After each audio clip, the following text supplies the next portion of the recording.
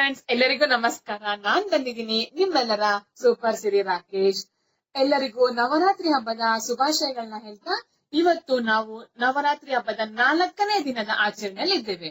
ನಮ್ಗೆಲ್ಲರಿಗೂ ಗೊತ್ತಿರೋ ಹಾಗೆ ನಮ್ಮ ಪಾರ್ವತಿ ದೇವಿಯು ಪ್ರತಿನಿತ್ಯವೂ ಕೂಡ ನವ ದುರ್ಗೆಯ ಅವತಾರದಲ್ಲಿ, ಅಂದ್ರೆ 9 ದಿವಸಗಳು ಕೂಡ ಒಂದೊಂದು ದಿನ ಒಂದೊಂದು ವಿಭಿನ್ನ ರೂಪದಲ್ಲಿ ಬರ್ತಾರೆ. ಇವತ್ತು ಬಂದಿರೋಂತ ಅವತಾರ ಯಾವ್ದಪ್ಪ ಅಂದ್ರೆ ಕೂಸ್ಮಾಂಡ.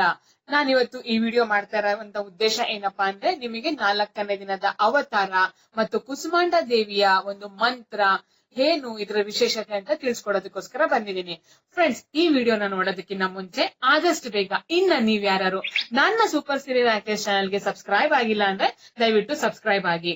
ಸೊ ಹಾಗಾದ್ರೆ ಇವತ್ತಿನ ವಿಶೇಷತೆ ಏನಪ್ಪಾ ಅಂತ ತಿಳಿಸ್ಕೊಡ್ತೀನಿ ಫ್ರೆಂಡ್ಸ್. ಕುಸುಮಾಂಡ ದೇವಿ, ಈ ದೇವಿಯು ಪಾರ್ವತಿ ದೇವಿಯ ನವದುರ್ಗೆ ಅವತಾರದಲ್ಲಿ 4ನೇ ದಿನದ ಅವತಾರವನ್ನ ತಾಳಿರುತ್ತಾರೆ.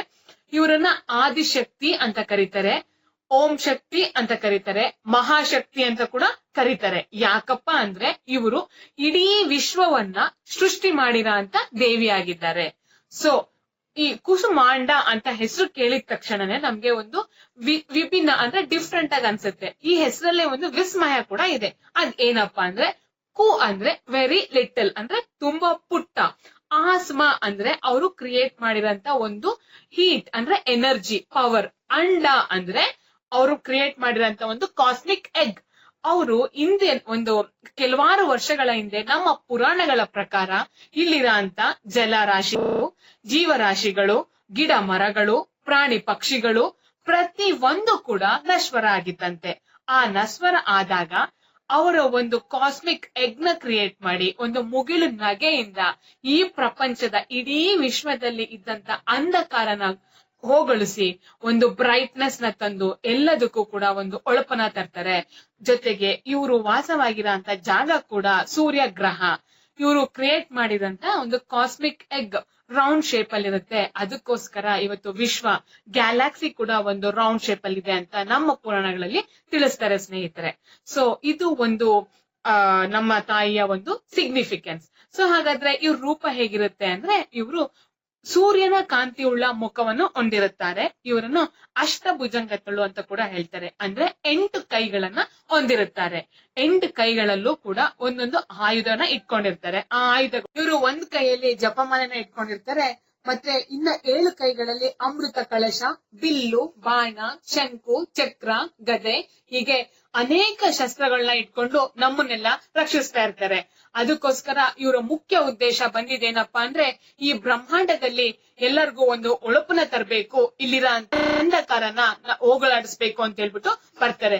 ಇವರು ಇರೋಂತ ವಾಸವಾಗಿರೋಂತ ಸ್ಥಳ ಕೂಡ ಸೂರ್ಯ ಗ್ರಹ ಫ್ರೆಂಡ್ಸ್. ಹಾಗಾದ್ರೆ ಇವತ್ತು ಸಂಜೆ ನಾವು ದೀಪ ಹಚ್ಚುವಾಗ ನಮ್ಮ ಜೀವನದಲ್ಲಿ ಇರೋಂತಹ ಒಂದು ಅಂಧಕಾರ ಅಂದ್ರೆ ಕತ್ತಲೆ, ಅದನ್ನ ಹೋಗಿಸ್ಬೇಕಪ್ಪ ಅಂದ್ರೆ ನಾವು ಈ ದೇವಿಗೆ ಒಂದು ಶ್ಲೋಕನ ಹೇಳ್ಕೋಬೇಕು. ಆ ಶ್ಲೋಕ ಯಾವ್ದಪ್ಪ ಅಂದ್ರೆ, ಓಂ ಹಿಂ ರಿಂ ಕ್ಲಿಂ ಶ್ರೀ ಕುಸುಮಾಂಡಾಯೇ ನಮಃ. ಮತ್ತೊಂದ್ಸತಿ ಹೇಳ್ತೀನಿ, ಓಂ ಹಿಂ ರಿಂ ಕ್ಲಿಂ ಶ್ರೀ ಕುಸುಮಾಂಡಾಯೇ ನಮಃ. ಇವತ್ತು ಸಾಧ್ಯವಾದ್ರೆ ದೀಪ ಹಚ್ಚುವಾಗ ಸಂಜೆ 108 ಸತಿ ಹೇಳ್ಕೊಳ್ಳಿ, ಇಲ್ಲ ಅಂದ್ರೆ 16 ಸತಿ ಬೇಕಾದ್ರೂ ಹೇಳ್ಕೋಬಹುದು. ಇದನ್ನ ಹೇಳೋದ್ರಿಂದ ನಿಮ್ಮ ಮನೇಲಿರೋಂತ ಒಂದು ನೆಗೆಟಿವಿಟಿ, ಅಂಧಕಾರ ಎಲ್ಲ ಹೋಗಿ ನಿಮ್ಮ ಜೀವನದಲ್ಲಿ ನಿಮ್ಗೆ ಒಂದು ಯಶಸ್ಸು, ನೀವ್ ಅನ್ಕೊಂಡಿರೋ ಅಂತ ಒಂದು ಸಕ್ಸಸ್ಫುಲ್ ಲೈಫ್ ನಿಮ್ಗೆ ಸಿಕ್ಕತ್ತೆ ಅಂತ ನಮ್ಮ ಪುರಾಣಗಳಲ್ಲಿ ಹೇಳ್ತಾರೆ. ಸೊ ಹಾಗಾದ್ರೆ ಈ ಶ್ಲೋಕನ ಹೇಳ್ಕೊಡೋದನ್ನ ಮರಿಬೇಡಿ ಫ್ರೆಂಡ್ಸ್.